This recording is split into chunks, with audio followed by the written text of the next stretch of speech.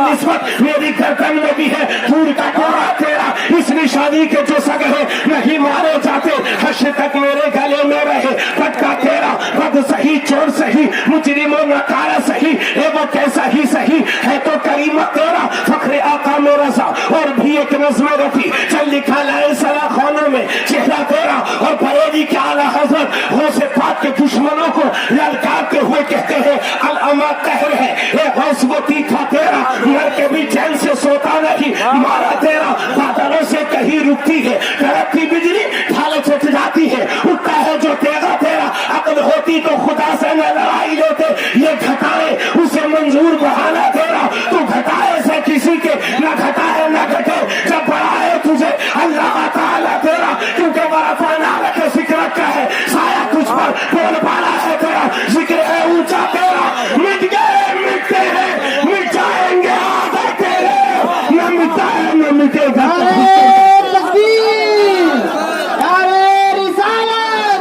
मसला की आला हजरत सरजमीने भूखा पुर खजाने शाह आला अहमदाबाद अल्लामा तबरेज आलम कादरी, नारे तकबीर नारे रिसालत। माशाअल्लाह माशाअल्लाह दाऊद को भाई आप लोग सुबह को कहेंगे कि मौलाना साहब अरबी में तकरीर कर रहे हैं, ये उर्दू है भैया, लेकिन आला हजरत की उर्दू है जो उन्होंने गौसे आजम की अजमत का पता बताया। आज जो भूतापुर में, सुआर में, मजरा खुशहालपुर में, आपकी बस्तियों गांव देहातों में जो 11वीं शरीफ हो रही है, ये सदका है इमाम अहमद रजा की मेहनतों के नतीजे। हक है बेशक। इसलिए वो पुराने रामपुरिये थे वाह जो आला हजरत से चिढ़ते थे, अब के रामपुरियों ने आला हजरत को पहचान लिया है। वाह वाह ये बच्चे गुजरात में रहते हैं, इनसे पूछो इमाम अहमद रजा का नाम जब अहमदाबाद में लिया जाता है तो बजमे की कैफियत क्या होती है। हजरत जरा तवज्जो फरमाएं। जी जी। तो अल्लाह ने, आप हजरत ये मत सोचिएगा ये बयान हुआ कि नहीं हुआ, आप पूरी तकरीर में बैठेंगे, चूंकि मैं लंबा सफर करने के बाद आपके आया और बहुत कम आना जाना आजकल हो रहा है। इधर के बहुत सारे लोग फोन करते हैं मुझे आपकी दुआओं से, लेकिन नहीं आ पाता, रास्ता भी लंबा हो जाता है, फिर दूसरी जगह के लोग रास्ते में पहले ही से रहते हैं। तवज्जो चाहूंगा, मेरे गौस जब तशरीफ लाए तो इस शान के साथ जब मेरे नबी दुनिया में तशरीफ लाए, तवज्जो, जब मेरे नबी दुनिया में तशरीफ लाए तो मेरे नबी की आमद से पहले बेटियों के मर्डर होते थे, बेटियों के कत्ल होते थे, बेटियों के मर्डर आज भी होते हैं, उस जमाने में भी होते थे, लेकिन फर्क यह है कि मेरे नबी की आमद से पहले बेटियों को जिंदा दफन किया जाता था, लेकिन आज पैदा होने से पहले ही पेटों में बेटियों का कत्ल और मर्डर होता है। अल्लाह। इसी वजह से जिस साल मेरे पैगंबर तशरीफ लाए, अल्लाह ने इस पूरी दुनिया के अंदर उस साल कहीं लड़की नहीं अता फरमाई, बल्कि जिस घर में बच्चे पैदा होने थे अल्लाह ने लड़के ही लड़के अता फरमाए, क्योंकि मेरे नबी की आमद से पहले बेटियों के कत्ल होते थे। तो कहीं ऐसा ना हो कि उस साल भी कोई लड़की पैदा हो और उसका मर्डर कर दिया जाए, उसको जिंदा दफन कर दिया जाए, तो मेरे नबी की आमद के साल पर दाग लग जाए। और इतिहास पढ़ने वाले जब इतिहास पढ़े, इतिहास लिखने वाले जब इतिहास लिखे तो ये कहने पर मजबूर हो जाए कि जिस साल रसूलुल्लाह तशरीफ लाए थे दुनिया में, उस साल भी बेटियों के कत्ल हुए थे।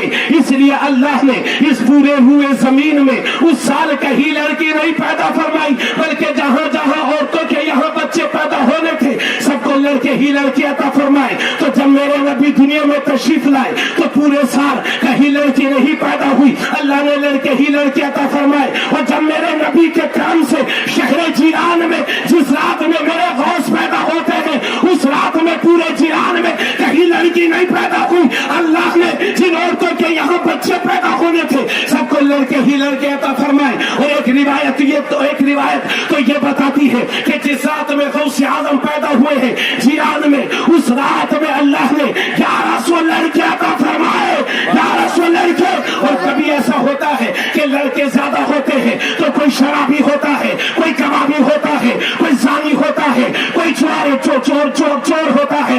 लेकिन इतिहास बोलता है कि शेरे जिरान में जो 1100 लड़के पैदा हुए उनमें कोई शराबी ना बना, कोई जानी ना बना, कोई चोरी ना बना, कोई चोर ना बना, बल्कि अल्लाह ने मेरे गौस के करम से सारे लड़कों को वली बना दिया था।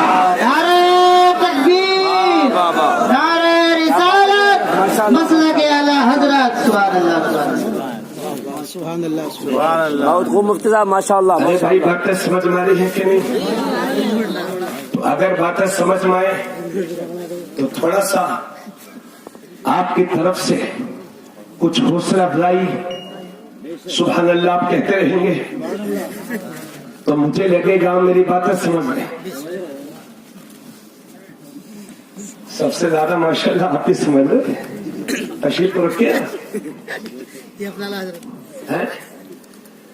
तवज्जो, जब मेरे नबी दुनिया में तशरीफ लाए तो दोनों कांधों के बीच में मोहरे नबुव्वत थी। वाह, बेशक। यानी बालों का कुछ हिस्सा उभरा हुआ था और बालों ही से लिखा हुआ था मुहम्मदुर रसूलुल्लाह। जब नबी तशरीफ लाए तो दोनों कांधों के बीच में मोहरे नबुव्वत। बेशक बेशक। और अगर उस दौर में मेरे नबी की नबुव्वत में किसी को कोई शक होता तो हुजूर से दरखास्त करता, आका अपनी कमीज उतारिए, मोहरे नबुव्वत दिखाइए। मेरे नबी दिखा देते तो लोग मोहरे नबुव्वत को देखकर कलमा पढ़ के मुसलमान हो जाते थे। तो जब मेरे नबी दुनिया में तशरीफ लाए तो दोनों कांधों के बीच में मोहरे नबुव्वत थी। और जब मेरे नबी के करम से सरकार गौसे आजम दुनिया में तशरीफ लाए तो दोनों कांधों के बीच में मेरे नबी के पैरों के नक्श मौजूद थे, निशान मौजूद थे।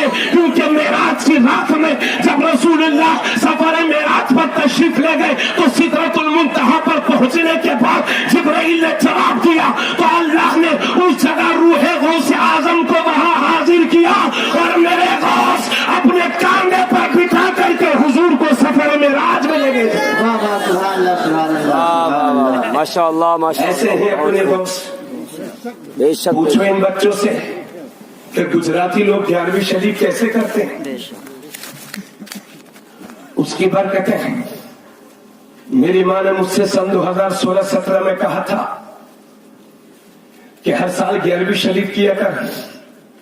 बहुत मसरूफ रहता हूं मगर किसी न किसी तरह से पहुंच करके अल्लाह जो तौफीक देता है 11वीं शरीफ करता हूं। आज क्यों कर रहे हैं हम लोग 11वीं शरीफ? आप जरा इतनी बातें आप सुनिए तो ये भी सुनिए। जिस रात में गौसे आजम पैदा होने वाले थे तो मेरे नबी अपने सहाबा के साथ ख्वाब में तशरीफ लाए। सैयद अबू सालेह मूसा जंगी दोस्त थे। ये सैयद अबू सालेह मूसा जंगी दोस्त ये गौसे आजम के वालिद को कहते हैं। मेरे नबी अपने सहाबा के साथ गौसे आजम के घर तशरीफ लाए और आपके वालिद से फरमाया, अबू सालेह तुझे मुबारक हो, तेरे घर में जो लड़का पैदा होने वाला है वो पैदाइशी वली है। वो अल्लाह का भी महबूब है, वो मेरा भी महबूब है।